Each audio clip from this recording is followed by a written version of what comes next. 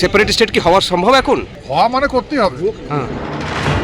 বুধবার সংসদের ভিতরে, বৃহস্পতিতে সংসদের বাইরে গ্রেটার কোচবিহারের দাবিতে ফের সোচ্চার বিজেপির রাজ্যসভার সাংসদ অনন্ত মহারাজ।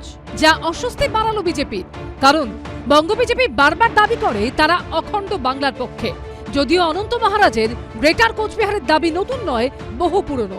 2015 সনত নর্থ বেঙ্গলের হাই প্রোফাইল মিটিং হল, উচ্চ পর্যায়ের সচিবদের নিয়ে বৈঠক করে, আমার ডাকে বৈঠক করে, সেই বৈঠকে সিদ্ধান্ত হল আমার কেন্দ্রীয় শাসিত রাজ্য বানিয়ে দিবে। আমাকে অপেক্ষা করে গেছে, সেই অপেক্ষাতে আমরা আছি। অমিত শাহ কইছে আমার হাতত পাওয়ার দিবে। অনন্ত মহারাজের এই দাবি সম্পর্কে অবগত হওয়ার পরও তাকে রাজ্যসভায় পাঠায় বিজেপি। বিজেপি গ্রেটার কোচবিহারের দাবি নিয়ে কখনো উচ্চবাচ্য না করলেও অনন্ত মহারাজ কিন্তু লোকসভা ভোটের আগেও এই নিয়ে নিজের পুরনো অবস্থান থেকে সরেননি। লোকসভা ভোটে কোচবিহারে বিজেপি পরাজিত হওয়ার পর সম্প্রতি প্রথমে তিনি মমতা বন্দ্যোপাধ্যায়ের সঙ্গে সাক্ষাৎ করেন, এরপর দিল্লিতে অমিত শাহের সঙ্গে, তারপর নরেন্দ্র মোদীর সঙ্গে। আর এবার একেবারে সংসদে দাঁড়িয়ে বাংলা ভেঙে গ্রেটার কোচবিহারের দাবিতে সরব হলেন তিনি। There has been a long pending demand of the Greater Kuch Bihar People's Association since the year 2015. This association has been against merger of Did and Kuch Bihar with West Bengal and Assam. It's illegal, unconstitutional, and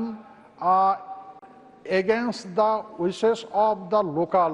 I would sincerely request Honorable Home Minister to undo the injustice done to peoples of Kuch Bihar by carving out it as a separate union territory.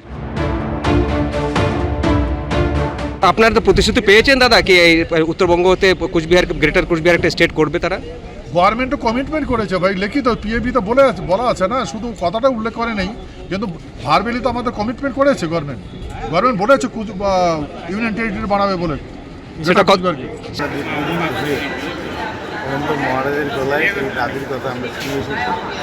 এটা তো অবাস্তব দাবি, আলাদা রাজ্যের দাবি, এটা নিছক রাজনীতি করার জন্য অনন্ত মহারাজ করছেন। আমরা মনে করি পশ্চিমবঙ্গ সরকারের আওতায় উত্তরবঙ্গে ব্যাপক পরিমাণে উন্নতি হয়েছে এবং আগামী দিনে আরও উন্নতি। পশ্চিমবঙ্গকে ভাঙার বা ইভেন ভারতবর্ষকে টুকরো করার কোনো রকম প্ল্যানিং বা মানে মাথায়ও আমাদের কোনো দিন আসেনি, এবং অনন্ত মহারাজকে রাজ্যসভায় আনার ডিসিশন আমার শীর্ষ নেতৃত্বের কেন্দ্র সরকারে। এখন যদি উনি এই কথা বলেন সেটা কেন্দ্র সরকার আছেন, যদি বলেন কমেন্ট অগ্নিমিত্রা হিসেবে, আমি চাইবো না আমার পশ্চিমবঙ্গকে কেউ কখনো টুকরো করুক। কে কোন উদ্দেশ্যে কোনটা সামনে বলছেন আর কোনটা বলছেন না, তার মধ্যেই লুকিয়ে রয়েছে রাজনীতির আসল খেলা। বিজেন্দ্র সিংহ ও শিবাশিস মৌলিকের রিপোর্ট, এবিপি আনন্দ।